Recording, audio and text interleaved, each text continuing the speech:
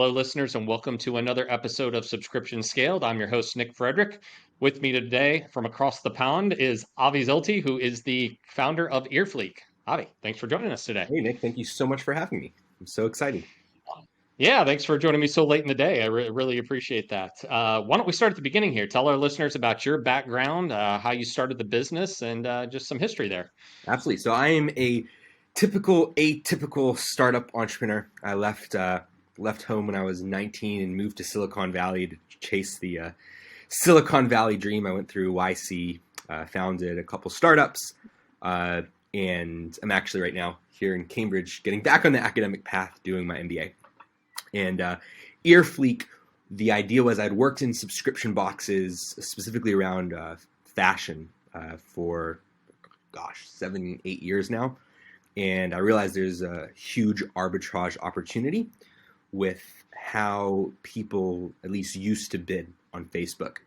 So the idea of EarFleek started off as if you have a really, really low priced subscription box, you'll have really, really high conversion. So people will try you out. And then as long as you offer a good product, the churn will be substantially less because people won't be churning out because they can't afford the subscription.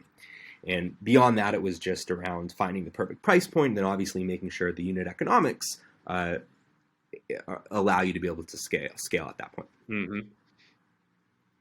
Awesome.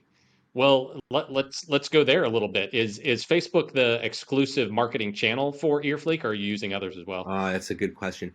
Right now, it is almost exclusively. We have some other grandfathered in programs, but I definitely think that we're missing out there. I think that all those video ad platforms, whether it's TikTok or YouTube, have a huge amount of opportunity for a subscription box customer acquisition, and that's just something that's on me that I need to get on. Never enough hours in the day, right? Yeah, absolutely. Well, I'm curious. So, looking at the product itself, you guys are offering it's $350 a month, right? US dollars for a single pair of earrings, and I'm assuming because it's a small product, pretty easy to ship, right? No major logistical headaches there. Have you ever offered the product a different way, maybe a higher plan or anything like that, or you're trying to stay in this price point sweet spot of staying under $5? That's a really great question. So we've tested out and we actually offer a higher end. It's $9.95 a month premier product. Okay. But I think at some point you really need to focus, or at least our perspective has been, you really need to focus on doing one thing exceptionally well.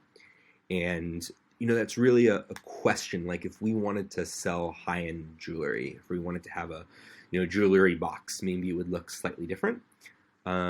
And if we're really going after a mass market, super affordable, what are we, you can go in tangents of like, what are we really selling? Are we selling jewelry? Are we selling experience? But if we want to create that product, we really want to stay focused on pushing that product. Right.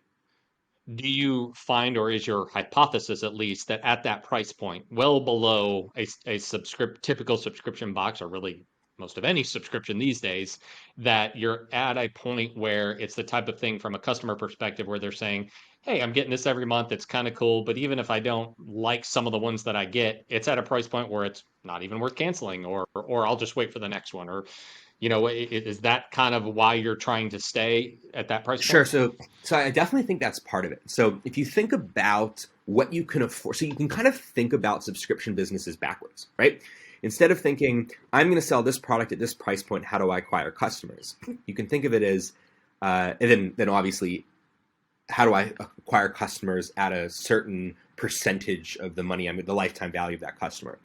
Instead, you can think of it as, how do I maximize customer acquisition, which will set the lifetime value I need, right? So it's like the opposite way.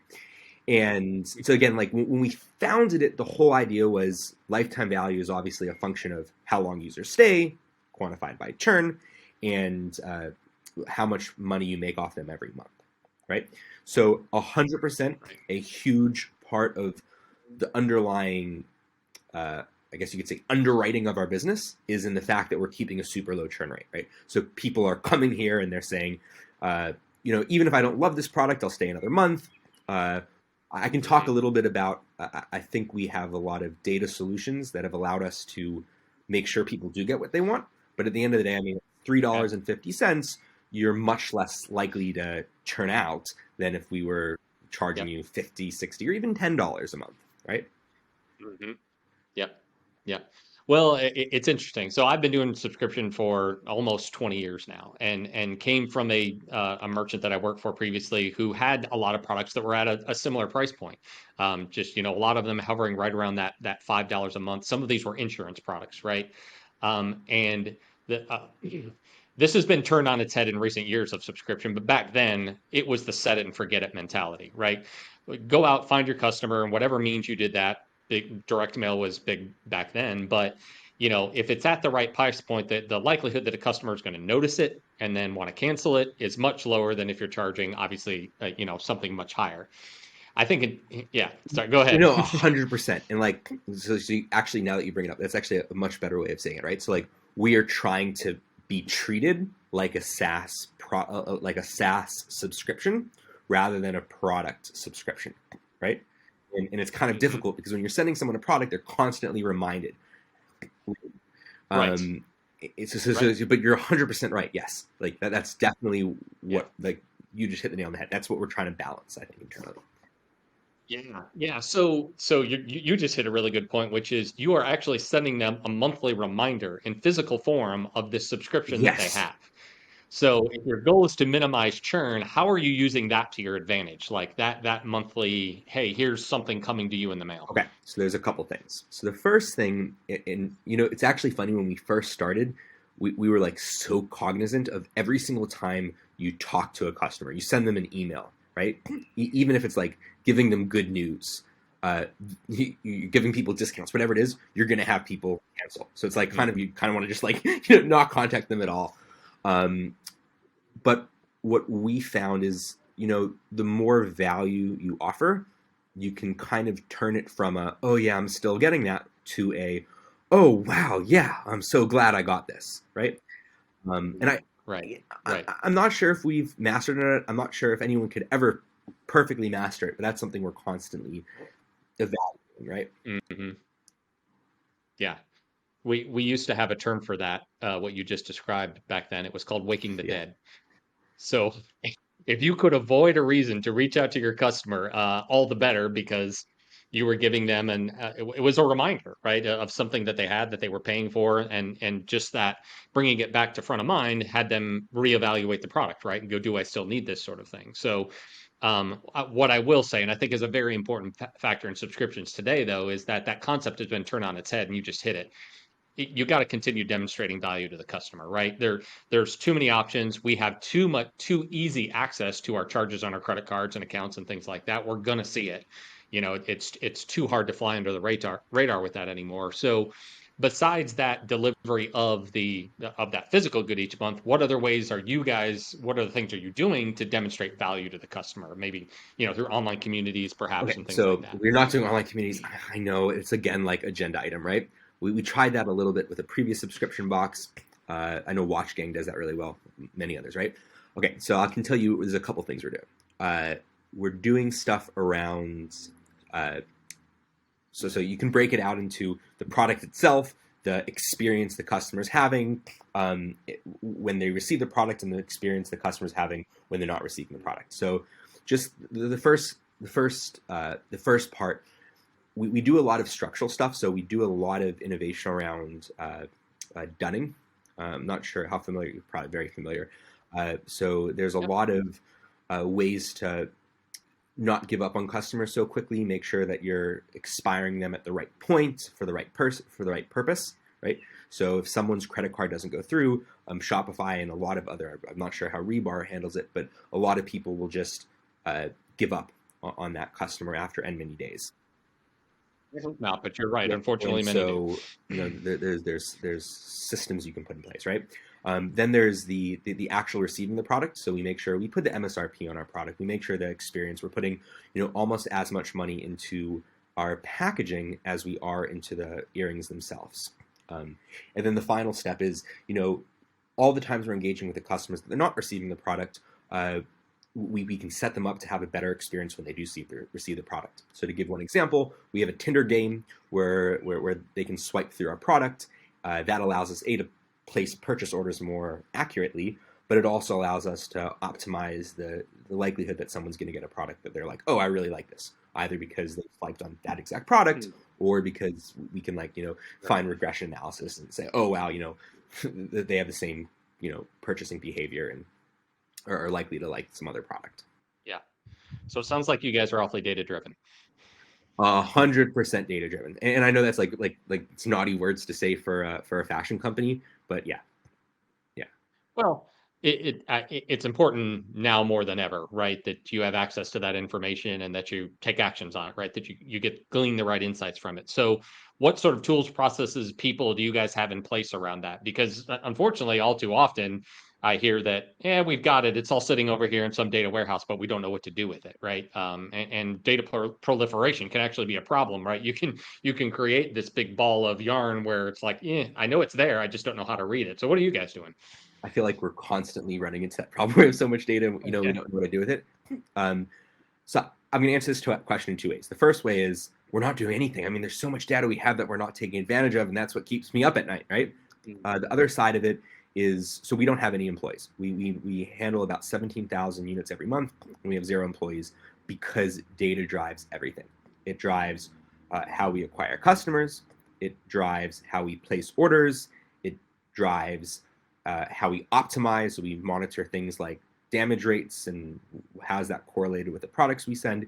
It drives how we market the product. It drives how we engage with the customers. Again, going back to that conversation we just had, and it drives actually our logistics. So we have completely automated logistics that's heavily based on where customers are, how we can ship them the product, et cetera, et cetera, et cetera. Gotcha. Okay, interesting. Want to dive in a little bit here more when you said no employees. So sounds like you are heavily reliant on partners for some of the services. We're No? heavily so we really only have 2 partners, and everything else is just software. So I can walk you through how we did it. So I'm really proud of this. Please do. This is fascinating. Absolutely. So obviously we used to have employees, but we moved away from that. Again, it's a matter of optimizing how much money you can save, which is obviously money you can reinvest into acquiring more customers, making your product better. So we have, like I mentioned, we have this Tinder game that customers swipe through, and that tells us what sort of products people like, and we can project, so the system can project what inventory we need to buy. So I go every year to a bunch of earring suppliers.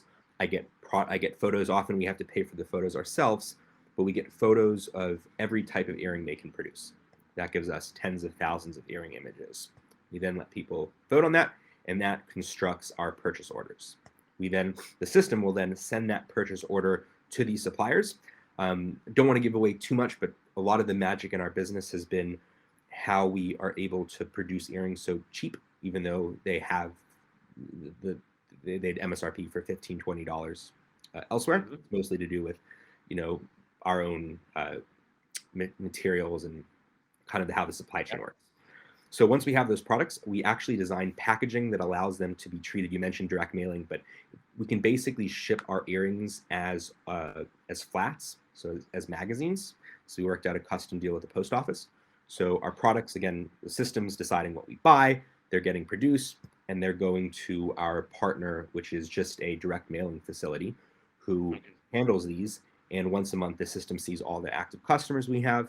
It styles them based on what inventory we have, what they've received before, what they've liked before, and then it just runs through automated machines and gets put directly into the what's the word? The mail stream. We also have like a lot of other software solutions. So to give you one example, is customer support. Obviously, one of the most important things, especially if you're worried about retention, right? But what I think you find out is like Pareto's principle, where 80% of the time, people are asking the same 20% of the questions. Does that make sense? So I remember thinking, and there's really only like give or take 8 questions people ask. And as long as, and the answer is almost always the same. Hey, my earrings are Hmm. damaged. I'm really sorry, smiley face. We'll fix that, right? Hey, I want to cancel. Okay, we'll cancel for you, right? Yeah. Um, do you ship internationally? I mean, right? There's a finite number of questions, and some people Hmm. have cases, and those are things that you have to deal with. But you can have a tiered system where software engages those people up until a certain point. Now, what you need to Hmm. avoid, I think, is when you call the NHS or call the government, and they're like, press 9. Just, you don't want to give off that vibe, but I think there is Yeah. a balance between those two. So yeah, so everything from purchase orders getting produced to customers reaching out to us is completely automated with software. So you rely very heavily on automation, technology, operational efficiency, and everything that you do. Now, Are you the orchestrator of all of that, the kind of the efficiency designer, and then do you rely on like contractors to maybe implement those things when you do see opportunities for to optimize? so there's very so so I was so I have a co-founder who's got technical experience. He developed all the software. I was All right. focused more on designing the operational flow, if you will. Okay. And I would be very so never say never, but there's not a lot of ways that we can optimize further. So we don't really rely too much on contractors. But I mean, like if we're redesigning something or designing a new package, marketing material, we absolutely do rely on one-off contract-based projects.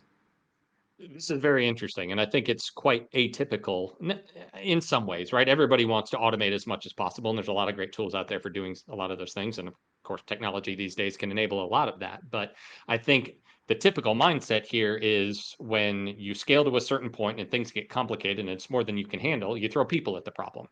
But it sounds like that's not your first instinct. Nick, it is my first instinct, and that's why this company doesn't do that. So I feel like I failed so many times because throwing money and throwing people at a product backfires every time. Now, I do believe that you can, find the right person. YC says, hire slowly, fire fast. And, Mhm. and I do believe that you want to hire experts. I think it's a quote misattributed to Ford saying, I don't know anything about how an engine works, but I employ the people that know better than anyone else, or some version of that. But you know, I'm not good at that. I'm not good at throwing money at a problem. I'm not good at hiring people, or as good as I'd like, I should say. And so I force myself not to do that. Anytime it seems like a good idea, really, it's just Mhm. me. I think procrastinating, saying, "Oh, I don't want to deal with that." And when I kind of just say, Mhm. like, "No, I have to," then you figure it out, and then either you automate it with software, or you bundle it into such a small. Who was it? Was it F.W. Fredrick or whoever it was that talked about making things smaller and smaller until they're tiny, like machinable tasks that you can Uh, assign to people. FW, what was his name? Taylor. FW Taylor. okay. That's again not, I wouldn't call that typical per se. I think a lot of people are almost view success and growth in a company as hiring more people, right?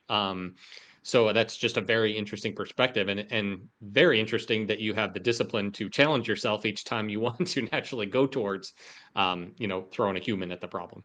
Yeah, so I think that's like the biggest mistake I made when I was first starting my entrepreneurial journey, like falling into exactly what you're saying. Like 100%, I Hmm. correlated how many employees do I have with success, and really, it's not. What success is how the return on invested hours. Yeah, Like how much can your business generate with how much time do you have to put into it? yeah. And I'm by no means good at that. I mean, that's why I think things like what you're doing, right, are like so immensely valuable. Like, why would you hire a team to manage like software's there? It like costs you nothing. Like come Right. on, people. Yeah, 100%. Absolutely, and that's certainly a big difference in subscription now versus even 5 years ago for that matter. Just the number of tools that are out there and available, especially to startups, right? If you want to stay within walled gardens, there's no limit to the number of tools that are out there for billing and payments and storefront and really everything that you could probably need. And a lot of them very cost effective too. You don't have to shell out a lot of, upfront capital to take advantage of some of these tools. But typically as you start to scale, your business gets more complicated, right? You have new products, you go into new markets, and things they don't just double in complexity. Sometimes they grow exponentially, and everybody views it as that is how I grow, right? I develop a more complicated business model, which inevitably costs a lot of money. But it sounds like you guys are being disciplined about these are our rails we're going to operate within. But at some point, when do you start to go outside of it, or what key things go into evaluating that? Yeah, it's so funny you should mention this again. Like, you sound like my co-founder, who I attribute no small part to kind of many of these realizations we're talking about right now. So he always talked about cascading complexities, like as you add stuff. And so actually, we had some internal stuff where we moved some stuff around, and he took a more hands-on role a couple of years back. And one of the decisions we made was we used to support all these different things like international shipping and all this sort of stuff for handbags. And one thing we did is we just, even if it had like positive MPVs, even if it had positive profit flowing in, we just started getting rid of all these distractions. Yeah, because you're 100% right. It gets just more and more complex. Everything you do, everything you offer gets more complex. And the bigger you are, maybe at some point you have to live with that trade-off. But I think for the majority of startups, at least for me, you often have a long way before you have to get there, right? Right. Okay. Well, let's go back a little bit further in time. I mean, you've alluded to a couple of other businesses that you've started, and going through Y Combinator. Was all of your startups through YC, or have you done some independent of that as well? So just my first startup was through IC. Okay. There's actually two startups. We got in without an idea. We did a Trustable, which we sold almost immediately. And then BeatDeck, which was big data software to predict artist success, which we exited a couple years later. And then we founded a car rental company called Skirt, on-demand car rentals. I left that. I moved into the subscription world, fashion. I worked at a company called The Tote, and then launched my own handbag subscription, which morphed into an earring subscription, because for a variety of reasons. But yeah. Gotcha. Okay. Well, let's talk a little bit about those experiences in terms of what you had been learning through your education, and as well as what you were taught by YC, and then how that applies into the real world, especially as it relates to subscription, right? A lot of theory out there about how you scale, how you raise capital, where you market, which let's be real, these things are changing daily now, right? A lot of the ways of traditional marketing and acquiring new customers are changing, and consumer expectations are changing. So what are you seeing in terms of the trends of, all right, these are some things that are more of the academic ways to scale your business versus, all right, but here's how this really works in the real world. Sure. So I'm actually so I'll say YC was hugely influential on me. And I think what YC taught me, I can contrast that to kind of what I'm learning in business school right now.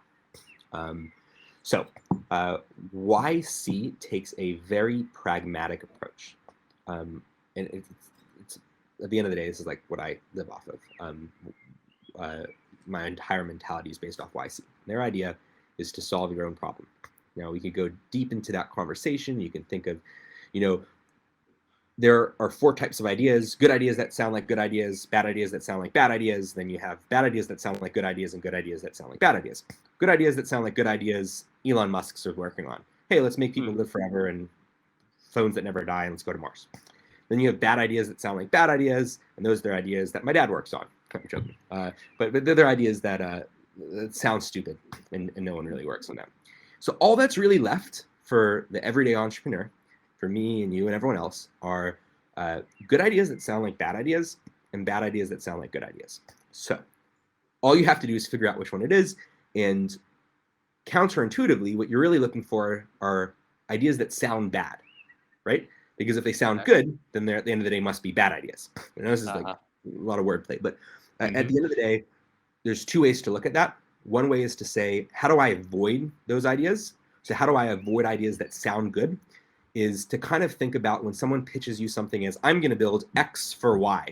That's a warning sign that it only sounds good because X did well, right? Or when someone says, hey, I surveyed a bunch of people, guess what, people lie.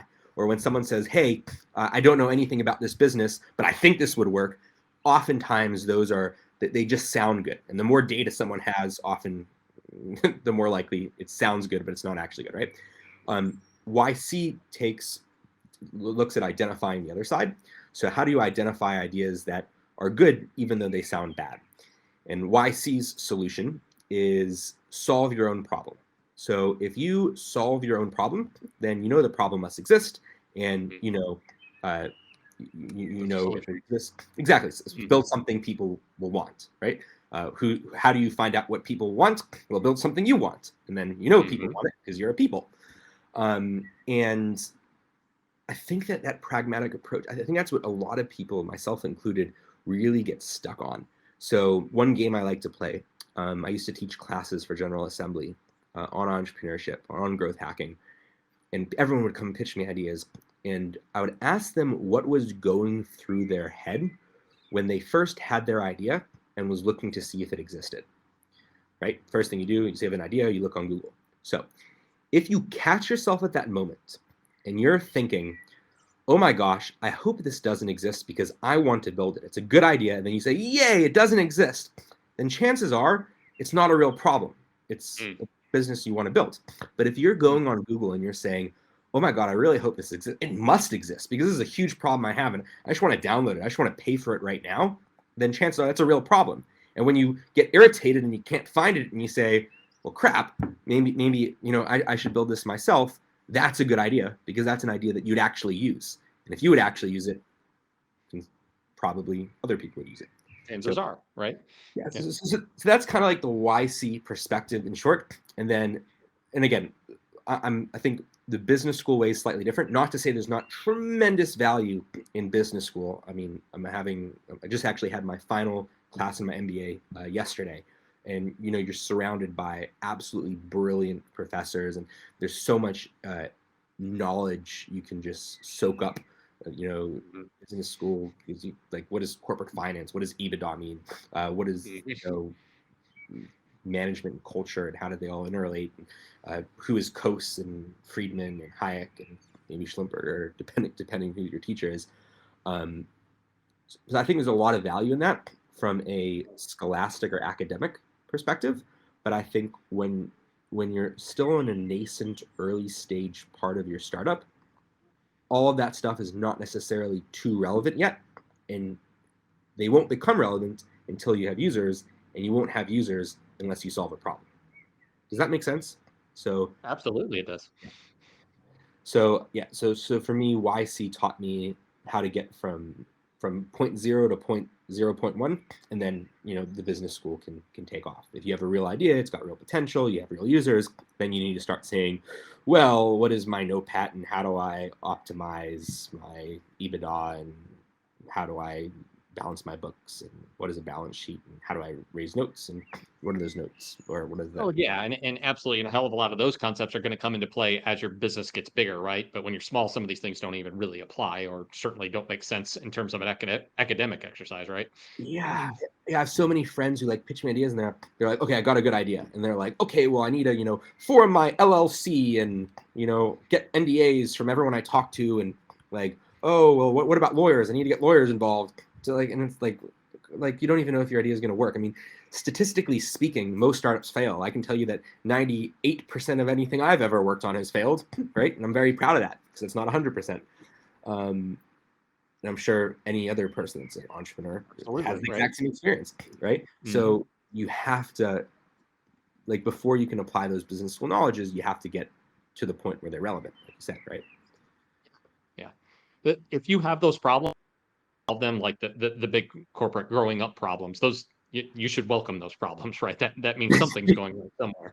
Yeah, good problems to have for sure. Good problems to have. That's a good way to put it. Well, I actually love the pragmatic approach, right? It's like, what actually is my problem? Can I define it? And then can I actually solve it, right? It sounds like that has been your guiding principle throughout all of your startups. Yeah, because nothing else matters, right? Like, Hmm. sure, you can raise money and you can throw it at a wall. And look, some people succeed. And uh, who knows if every person is as strategic and thoughtful as they would like to appear once they succeed, right? But at the end of the day, nothing matters until, unless, cash is king. Nothing matters until you've actually built something and have users, right? Yeah, yeah. I mean, the way I personally kind of look at it as there's been plenty of really smart people with really good ideas who had a good plan, went to market, and it didn't work out for one reason or another, and probably most of them out of their control. Like, unfortunately, it just happened. There have been not very smart people with not very good ideas who have made a hell of a lot of money because they just found themselves in the right place at the right time or with the right partner or the market need manifested itself right at the right time. So I think what you're really doing at the end of the day by educating yourself and taking smart chances is that you're increasing your likelihood of success at the end of the day, right? It's no guarantee, but you are through smart decisions improving your odds. Yeah, what is it? Manufacturing luck, manufacturing serendipity, or whatever it's called. Yeah, 100%. However you want to look at it, right? Yeah, yeah, absolutely. Fully, Yeah. fully on the same page. Yeah. So in obviously the past year and a half has been unlike any other. What has that meant in terms of your business? Has it changed the way you guys are doing anything, or you just found a lot more customers going online to shop and therefore created opportunity? So, we had a very good few months when the lockdown in the U.S. first started. Mhm. I think that was more to do with bigger businesses pulling capital from Facebook. So Hmm. CPMs dropped. We can kind of dive in that conversation. I think that's a really interesting Yeah. conversation. But I think over time, the benefits kind of eroded when these big businesses realized that people were shopping online more. It became more competitive, and then obviously iOS 14 just kicked us in the groin. It was not Really? yeah. So again, we rely heavily on Facebook, and yeah, we're I would rather they roll back those changes from an from an advertiser point of view. Gotcha. Well, let's go there a little bit deeper. I am by no means myself a marketer. Certainly no expert in Facebook. So how are you kind of optimizing that and deciding? Like, 'cause you said there was a big impact right when COVID first happened. Like, what was the opportunity you saw there? Okay, so I have my own uh, perspective on Facebook. Um, I think going back to what you were saying earlier about how there's people with great strategies that don't succeed, and then you have some people who don't really know what they're doing that get lucky. Hmm. I think a lot of times there's people that are overfunded who just go on Facebook and blow money without any consideration for what's my lifetime value. They might pay $50 for a user that's worth $10, Right. and worse, sometimes the VC market's okay with that, right? And Hmm. what happens is those people, Facebook's is a bidding marketplace, right? So everyone's bidding against for the same users, and so if you have people that are spending more than they should, it raises the price for everyone. So I've seen over the years, as Facebook made it easier and easier for just about anyone to give them money, the cost to acquire customers, or rather the cost to get in front of customers, has really increased, right? And I believe a lot of that's due to uh, people having more capital or focusing on things that are not bottom line, right? So when the pandemic hits, I think a lot of people pulled ad spend if they were just focused on growth, and that helped people that were focused more on bottom line. You can actually see that in like the types of people that advertise you. So this is not me like grumpy grandpa being like, oh, they don't know what they're doing, right? You can see like just like the ads that Facebook serve you. You're like, oh, Hmm. there's, you know. Um, so I think that kind of changed, and then obviously iOS 14 hit a couple months ago, which just made conversion tracking a lot more ambiguous. It made it a lot lot harder to rely on that data, or at least it did for me. Maybe I'm doing something wrong, and if I am, and you're listening to this, please reach out to me. But yeah, so I think that I think that's still yet to be seen how that's going to affect, right? Would that same principle that you just said apply in other markets as well, like specifically Google AdWords? So I don't advertise on Google AdWords because we are Okay. not an intent-based business. So that is to say, people might look up lawyer in Los Angeles or lawyer in New York or whatever.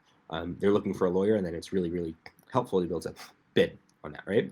Whereas with Facebook, you're bidding to get in front of someone's eyes and educating them, right? It's more prospecting. So our business, obviously, we don't do a lot of AdWords. We don't advertise on AdWords. So I don't know firsthand, but if I had to take a guess, I would say the people that are advertising on AdWords are selling a very specific product, and therefore they're probably more focused on what's my ROI? How much am I paying to get a lead for my law office, and how much is that lead worth to me? Whereas on Facebook, you could say, I got, $1 million from my rich father or my, whatever, sisters, boyfriends, whatever, right? And hey, my idea is going to be selling reusable toilet paper, and I'm going to spend $1 million for every customer just because I know it's going to work. You know what I mean? And so I Yeah, think, right. yeah, so that's Yeah. my perspective. Do you see yourself getting into other Facebook-like platforms though? TikTok, Discord, some of the others that are out there? Or is Facebook So still king? Discord is, I think, Discord and Twitter skew more male, and we have a primarily female demographic. Okay. And TikTok and YouTube and Snapchat are ad platforms that you need a video to perform well, and we just haven't put the time into developing a good video to advertise on those platforms. So it's on my to-do list. I think probably that's where the market's going to go, depending on how things happen. But I just haven't taken advantage of that Do fully you yet. see that as a much bigger investment than what you have to make for the typical ad? Well, to do it well, I think.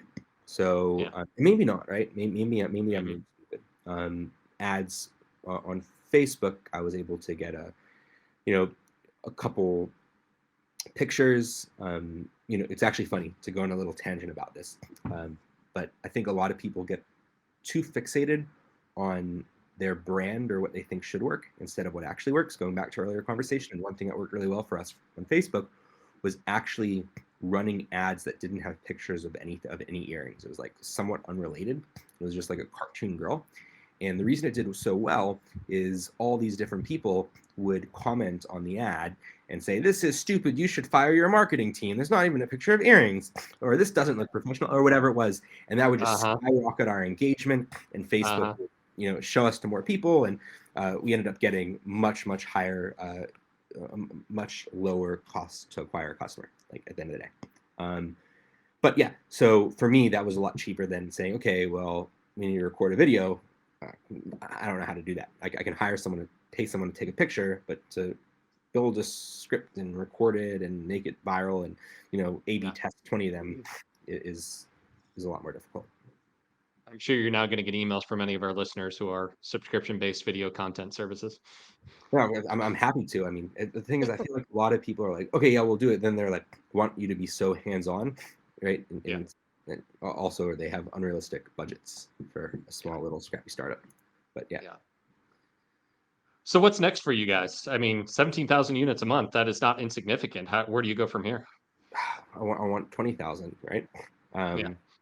I want to keep growing until there's like no more growth, and then we can start thinking about whether it's international, whether it's selling our product in different places, whether it's selling different products. You can do the 5 Ps or whatever, or figure out how you want to expand. But I think right now, I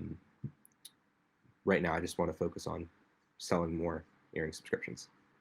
So do you feel like your time is better spent bringing more things into the top of the funnel, or keeping them coming out the bottom, or keeping a healthy balance between the two? Probably 80% new users, 20%. So Okay. we really have sticky customers. I mean, we have very, very low churn, and so the majority of my time is figuring out how do I get more people into the doors than how to lose them. from a lifetime value perspective, are you you've been around for a little while now, you probably have enough data. Are you looking at customers as because they're sticky, like being very long-term customers, or is this get them in, try to maximize as much as I can? I think I know the answer to the question, but I thought I'd ask. Very long term. We're a subscription business. Yeah. That's our look. That's the magic. If you're a subscription business, you're gonna beat out the competition because someone's selling Mhm. one T-shirt, and if he's selling a T-shirt for 20, he can only spend $19.99 on marketing and or at least he should on marketing and production and shipping and all that stuff. If you're a subscription business and you're priced at $20, I mean, God, if your customers stay for 10 years, you can spend way higher. The point of sale amount is a lot less. That's the magic. So everything for us is long term. I mean, we're low price subscription. Often, we we actually we're so long term focused. When we originally launched, we were trying to give our subscription away for free the first month, Mm. and even with fraud, it still made sense. But ironically, people are more likely to sign up for a $1 or $2 subscription than they are to sign up for a free subscription. And I think because of when the free subscription, they think, what's the catch? Is it going to be hard to cancel? Are you going to charge Mhm. for shipping? Whereas if you're saying, look, it's $1.75 for your first month, no games, cancel immediately if you want, suddenly you actually get users easier. But yeah, so all that to say, 100% long term. Yeah. Well, I think there's a lot to be said for that. Probably just mostly from a psychology perspective of the customer being like, I put down money for this. There's now just inherent value in what I'm getting, right? Whether there actually is or isn't, there's just that it has that connotation, right? That you've paid for something. No, So absolutely. I can see how that would be the case. Absolutely. So I'm not even talking about a churn. I'm saying people are more likely to sign up if you charge them, which blows Mhm. my mind. Right. Yeah. Right. Yeah. It's crazy. Especially now, so many of us, I think all of us have been at some time or another burned by signing up for something that either we had no intention of actually keeping long term or actually ever getting charged for and we were going to cancel, or we did and found the cancellation experience to be miserable and just didn't want to have to go through that again. 100%. Yeah. I mean, we've seen the horror story cancellation things. I think that's like also like part of your responsibility as a subscription business is to think about, uh, not making those mistakes, right? When people want to cancel, they're going to find a way to cancel. It's just how much can you piss them off and how much can you make them hate your brand first. Right. Well, and it's not just brand and customer damage, reputational damage, but there's actually Visa, MasterCard have very strict rules on a lot of the ways that you handle free trials and allowing customers to cancel if they sold, if they signed up online now.